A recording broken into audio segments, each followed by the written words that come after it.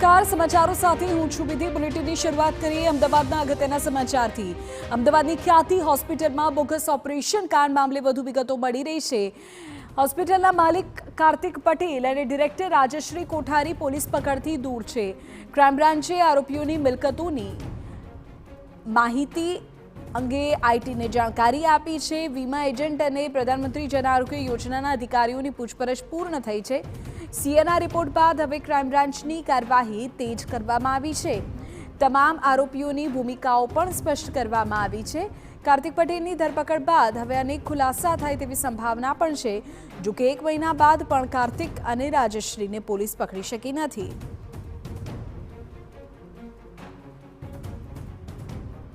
તો માહિતી એવી મળી રહી છે કે આ બોગસ ઓપરેશન કાંડ મામલે ખ્યાતિ હોસ્પિટલના મુખ્ય 2 ચહેરાઓ એટલે કે કાર્તિક અને રાજશ્રી આ બંને સુધી પોલીસ હજુ પહોંચી શકી નથી। માહિતી એવી મળી રહી છે કે હોસ્પિટલના માલિક કાર્તિક પટેલ અને ડિરેક્ટર રાજશ્રી કોઠારી હજુ પણ પોલીસ પકડથી દૂર છે। બીજી તરફ ક્રાઇમ બ્રાન્ચે આરોપીઓની મિલકતોની માહિતી ઇન્કમટેક્સ ડિપાર્ટમેન્ટને સોંપી છે, એટલે એ અંગે પણ હવે તપાસ હાથ ધરાશે। આ તરફ થોડા દિવસો પહેલા જે વીમા એજન્ટ અને પ્રધાનમંત્રી જન આરોગ્ય યોજનાના અધિકારીઓ સાથે પૂછપરછ શરૂ થઈ હતી તે હવે પૂર્ણ થઈ ચૂકી છે। પરંતુ જ્યાં સુધી કાર્તિક પટેલ અને રાજશ્રીની ધરપકડ ન થાય ત્યાં સુધી આ બાબતે હજુ પણ ઘણા ખુલાસા થવાના બાકી રહે છે।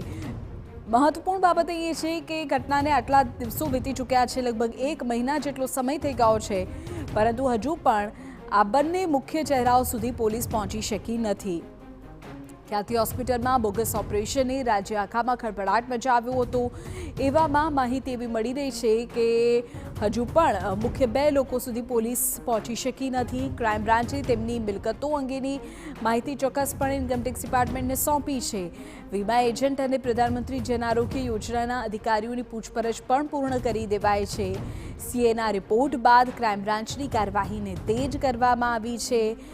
તમામ આરોપીઓની ભૂમિકાઓને પણ સ્પષ્ટ કરી દેવામાં આવી છે, પરંતુ કાર્તિક પટેલની ધરપકડ બાદ આ અંગે વધુ ખુલાસા થઈ શકે છે, જો કે હજુ પણ તે પોલીસ પકડથી દૂર છે।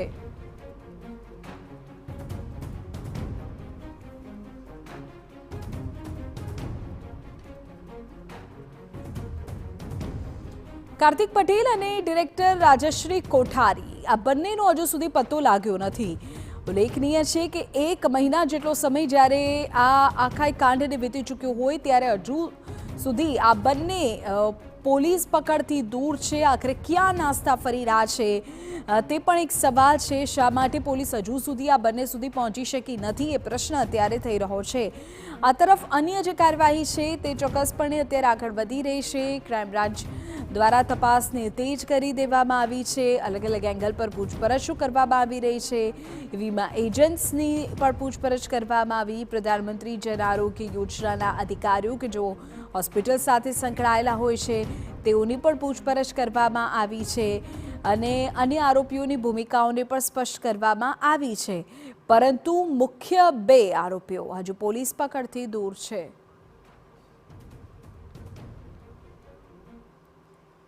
તે રાજમુદ્દે વધુ જાણકારી મેળવી અમારા સંવાદદાતા હરીન માત્રાવાળા વધુ વિગતો સાથે જોડાઈ ગયા છે। હરીન, હવે કઈ દિશામાં તપાસ આગળ વધી રહી છે? પ્રશ્ન એ પણ છે કે ઘટનાને 1 મહિના જેટલો સમય થઈ ગયો હોય અને 2 મુખ્ય આરોપીઓ હજુ પણ પોલીસ પકડથી દૂર છે।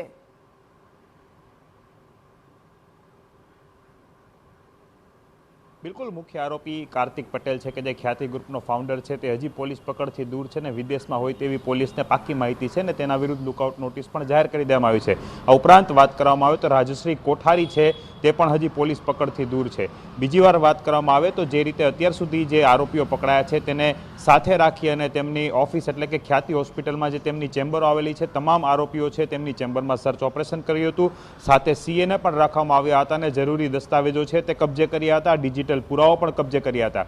સીએ દ્વારા અલગ અલગ જે ફાઇલો હોય છે તે મળી આવી હતી, તેની જે હિસાબોની જે વાત છે અથવા તો તે ખ્યાતિ હોસ્પિટલમાં ખોટમાં જઈ રહી છે તેવું બતાવતા હતા। ઓડિટ જે હતા તેની સ્ક્રુટિની છે તે પૂર્ણ કરવામાં આવી છે. તેને એક રિપોર્ટ પણ આપી દેવામાં આવ્યો છે ક્રાઇમ બ્રાન્ચને. હવે આ રિપોર્ટના આધારે કોની ભૂમિકા કઈ પ્રમાણેની હતી તે એક વાત છે તે ક્રાઇમ બ્રાન્ચ સ્પષ્ટ કરી રહ્યું છે કે કયા આરોપીની ભૂમિકા શું હતી. માર્કેટિંગનો વ્યક્તિ હતા તો તેની ભૂમિકા શું હતી, કાર્તિક છે ઉપરાંત જે અન્ય આરોપીઓ છે ચિરાગ રાજપૂત છે તેની ભૂમિકા શું હતી, રાહુલ જૈનની ભૂમિકા શું હતી, તેણે કેટલા ગોટાળા કર્યા છે અથવા તો કયા ઓપરેશન હોય અથવા કયા કેમ્પ હોય અથવા તો જે ઓડિટ હોય તેમાં કઈ પ્રમાણે તેનું ઇન્વોલ્વમેન્ટ હતું. આ તમામ બાબતો છે ક્રાઇમ બ્રાન્ચ હવે તપાસ કરી રહી છે ને તેના આધારે આગળની કાર્યવાહી કરવામાં આવશે. મહત્વનું છે કે વીમા એજન્ટોની પૂછપરછ કરવામાં આવી હતી. આ વખતેનું જે PMJAYનું ટેન્ડર છે વીમાનું તે બજાજ આલિયાન્સ કંપનીને મળ્યું હતું એટલે કે તેના વીમા એજન્ટો છે તેની હવે પૂછપરછ છે તે કરી લેવામાં આવી છે. આ ઉપરાંત જે PMJAY સાથે સંકળાયેલા કર્મચારીઓ કે અધિકારી ડોક્ટર હોય તેમની પણ પૂછપરછ પૂર્ણ થઈ ગઈ છે. એટલે કે તમામ આરોપીઓ છે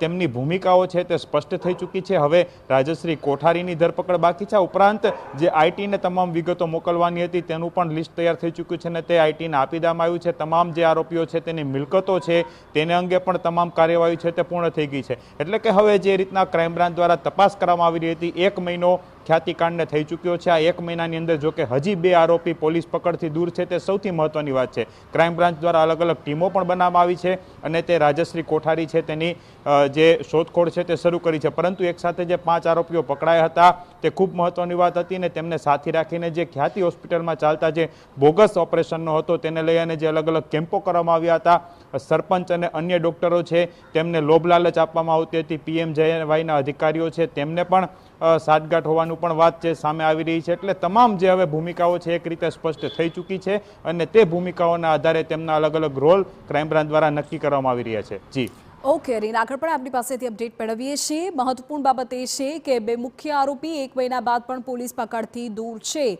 પોલીસ તેમના સુધી પહોંચવાના પ્રયત્નો કરી રહી છે પરંતુ બંને